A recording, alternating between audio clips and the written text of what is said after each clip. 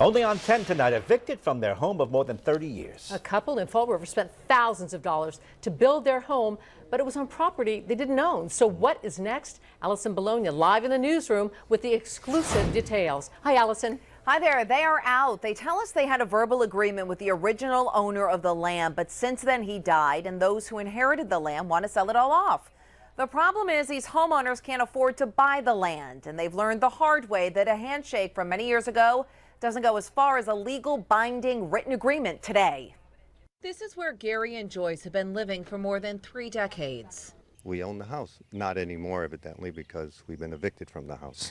The house sits on waterfront property and looks out over Westport, Massachusetts. And while Gary and Joyce bought the materials to build the house over the years, they don't own the land that it's on. We were leasing the land with a promise from the father of being able to buy a small piece of land when the land came up for sale. The owner, Gary tells us, died, and the property passed on to his wife and then their children. While there's more than 80 acres here, Gary claims he only wants to buy this part, a half acre.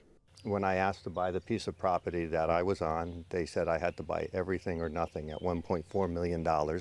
We called and spoke by phone with the owner. He acknowledged that Gary and his wife can't afford the property, and he told us they've been in court over it for nearly 7 years.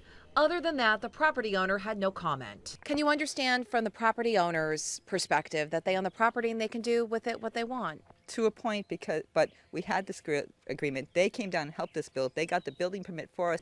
Joyce acknowledges that they had no legal agreement, just an understanding, a handshake with the previous owner. Over the last few weeks, Gary and Joyce have pulled apart the house trying to save windows, cabinets, pretty much anything they could get from inside.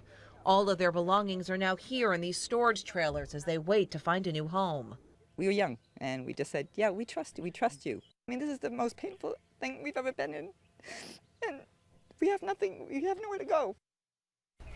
So it's been pretty difficult for both sides. The homeowners tell us they've pretty much emptied that house out by now. They spent many thousands of dollars on legal fees already, and it appears they've gone as far as they can go. Allison Bologna, NBC 10 News.